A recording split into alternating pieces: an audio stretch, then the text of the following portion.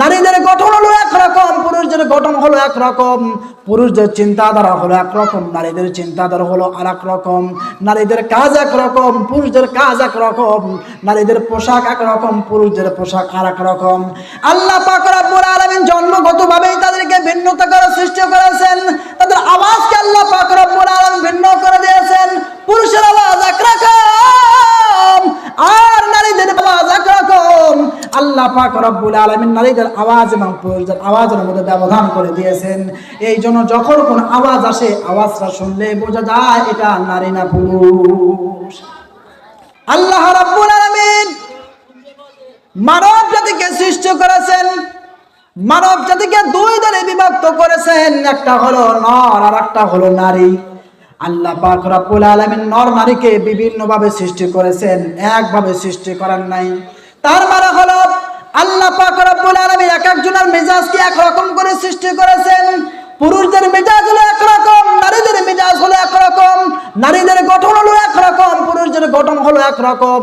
পুরুষদের চিন্তাধারা হলো একরকম, নারীদের চিন্তাধারা হলো আর এক রকম। নারীদের কাজ একরকম, পুরুষদের কাজ একরকম। নারীদের পোশাক একরকম, পুরুষদের পোশাক আর এক রকম। আল্লাহ পাক রব্বুল আলামিন জন্মগতভাবেই তাদেরকে ভিন্নতা করে সৃষ্টি করেছেন। তাদের আওয়াজকে আল্লাহ পাক রব্বুল আলামিন ভিন্ন করে দিয়েছেন। পুরুষের আওয়াজ একরকম আর নারীদের। এই জন্য যখন কোন আওয়াজ আসে, আওয়াজটা শুনলে বোঝা যায় এটা নারী না পুরুষ। শুধু তাই নয়, ভালো করে শুনে রাখতে হবে, আল্লাহ পাক রব্বুল আলামিন এই দুনিয়ার ভিতরে মানুষের প্রয়োজন মেটানোর জন্য আল্লাহ পাক রব্বুল আলামিন দুই ধরনের বস্তু সৃষ্টি করেছেন। একটা হলো আল্লাহ পাক রব্বুল আলামিন দুনিয়ার মধ্যে মানুষের প্রয়োজন মেটানোর জন্য দুইটি ব্যবস্থা করে দিয়েছেন। একটা হলো বাড়ির ভেতরের অবস্থা, আর একটা হলো বাড়ির বাহিরের অবস্থা। আল্লাহ পাক রব্বুল আলামিন বাড়ির ভেতরের অবস্থা এবং বাড়ির বাহিরের অবস্থার মধ্যে আল্লাহ পাক রব্বুল আলামিন পূর্ণ ব্যবধান করে দিয়েছেন। আল্লাহ পাক রব্বুল আলামিন পুরুষদের দায়িত্ব দিয়েছেন ঘরের বাহিরের কাজ, আর নারীদেরকে আল্লাহ পাক রব্বুল আলামিন কাজ দিয়েছেন ঘরের ভেতরের কাজ। সুবহানাল্লাহ। এই জন্য আল্লাহ পাক রব্বুল আলামিন ব্যবধান করে দিয়ে পুরুষদেরকে যেন জানিয়ে দিতেছেন, না পুরুষের দল, তোমাদের কাজ হলো তোমরা বাড়ির বাহিরে কাজ করবা, ব্যবসা বাণিজ্য করবা, চাকরি করবা। তোমরা শ্রম দিয়ে কষ্ট করে তোমরা বাড়ির সমস্ত নারী পুরুষ বাচ্চাদের জন্য, বিবি বাল বাচ্চার জন্য সুন্দর পোশাকের ব্যবস্থা করবা, সুন্দর খানার ব্যবস্থা করবা। এরা তোমাদেরকে দায়িত্ব দেওয়া হলো। আর নারীদেরকে আল্লাহ পাক রব্বুল আলামিন দায়িত্ব দিয়েছেন, তোমাদের কাজ হলো ঘরের অবস্থা, ঘরের অবস্থা তোমাদের খেয়াল করা। তোমরা তোমাদের বাড়ির অবস্থার মধ্যে তোমরা সবসময় পরিষ্কার পরিচ্ছন্ন রাখবা। ছেলে মেয়েদেরকে ভালো করে দেখাশোনা করবা, ছেলেদেরকে আদব কায়দা শিখাবা, মেয়েদেরকে আদব কায়দা শিখাবা। আল্লাহ পাক রব্বুল আলামিন এইভাবে নারী পুরুষের কাজ আল্লাহ পাক রব্বুল আলামিন পৃথক করে দিয়েছেন। সুবহানাল্লাহ। নারীদের কাজ এবং পুরুষদের কাজ ভিন্ন ভিন্ন। কোন নারী এবং পুরুষ আল্লাহ পাক রব্বুল আলামিন তাদের একই ধরনের এক কাজ দেননি।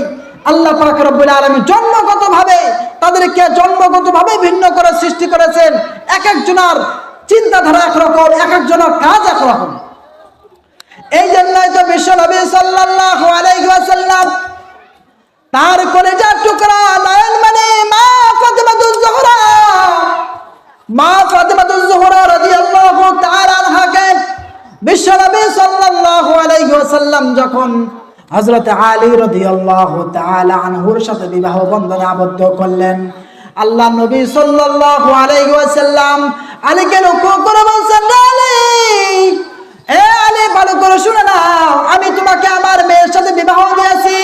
তোমার আজকে থেকে কাজ হলো তোমার বাহিরের কাজ। তুমি বাহিরে তুমি উপার্জন করে ঘরের সুন্দর ব্যবস্থা করবা, ঘরের নারীদের তুমি সুন্দর খানার ব্যবস্থা করবা, সুন্দর পোশাকের ব্যবস্থা করবা।